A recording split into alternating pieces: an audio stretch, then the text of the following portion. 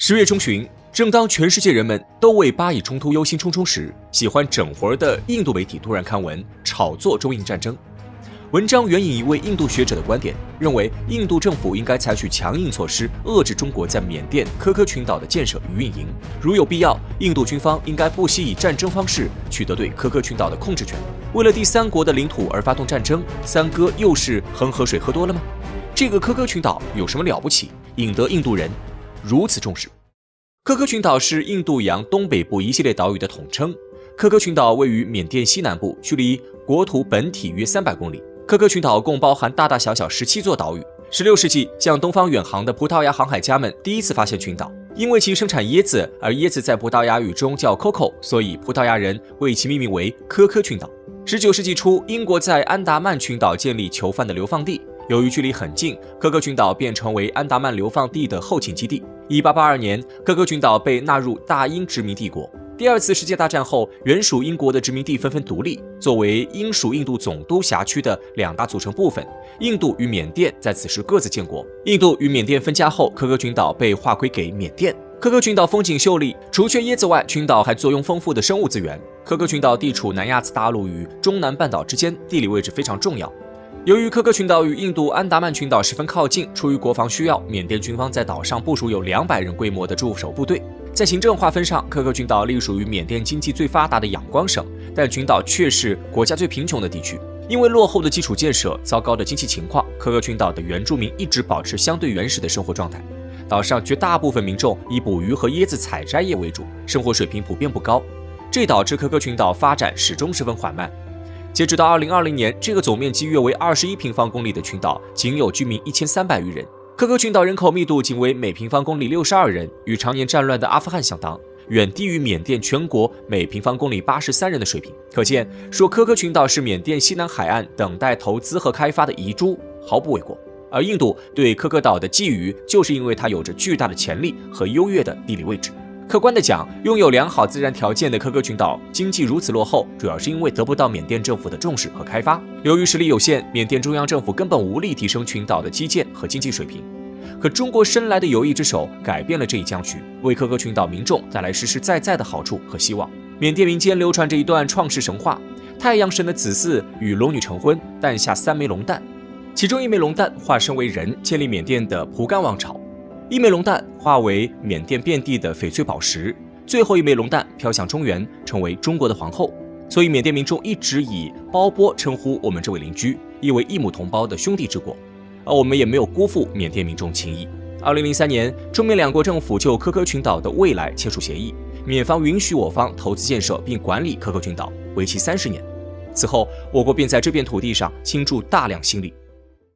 经过多年的建设与开发，常年封闭落后的科科群岛焕然一新。在我国政府和企业的帮助下，学校、发电站、医院和码头等设施如雨后春笋一般到科科群岛树立。原来设施老旧、吞吐量极小的机场，也在中国建设者的帮助下大大扩展，仅跑道长度就从过去的1300多米扩展到2300米。此外，过去只会在岛民梦中出现的连岛公路，也在我国的帮助下落实建成。现如今，群岛上的建筑物已经多达200余座，当地村民的生活水平得到巨大的提升。兄弟之间的情谊就是这样朴实无华，不需要鼓吹所谓文明与自由，也不要求政府做出政治让步，我国默默耕耘，为兄弟之邦的民众带来富足与繁荣。我国在科科群岛的建设与成绩取得缅甸国内从上到下的一片称赞，可这种双赢的合作却被一些国家称为阴谋。原因无他，因为我国拿下科科群岛，解决自身面临的大麻烦，打乱一些国家的布局。其实，关于中缅科科群岛的合作的流言蜚语，这些年来就从来没有断过。早在1998年，印度国防部就污蔑我国在科科群岛安装电子监测装备，是用以威胁印度的国家安全。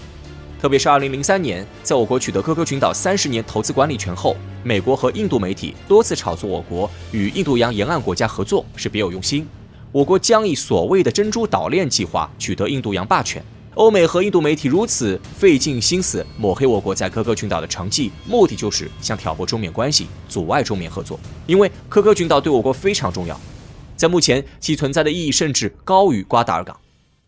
其一，我国在科科群岛扎根，有助于我国缓解马六甲困局。科科群岛距离马六甲海峡877公里，是我国距离马六甲海峡最近的海外据点。依据中缅两国约定，我国在科科岛修建有观测雷达卫星中心和大量电子侦测设施，这将有助于我国监控和了解马六甲海峡乃至于东印度洋地区的军事和航运动态。此外，科科岛距离我国云南约1200公里，且岛上机场经过我国扩建后，已具有起落大型飞机的能力。在未来，科科岛完全可以成为我国空天军执行跨区域打击和军事投送的中转站。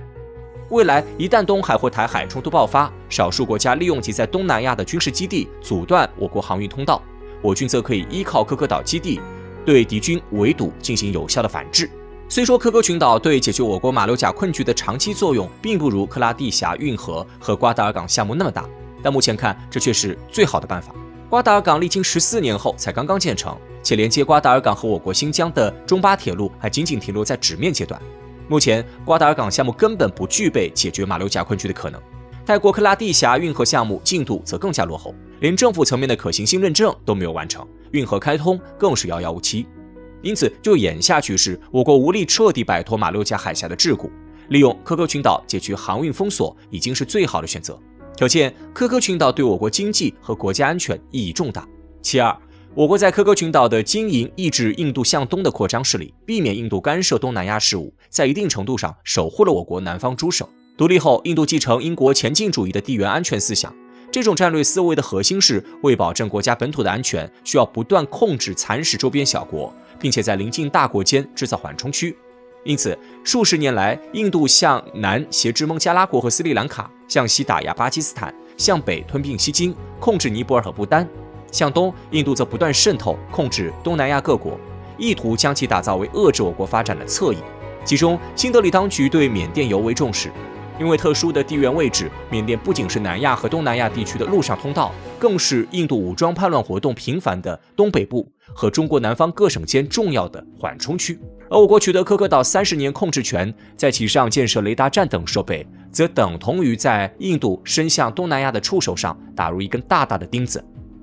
因为科科群岛距离印度的安达曼群岛极近，其中最西南的小科科岛距离印度领土仅有不到40公里。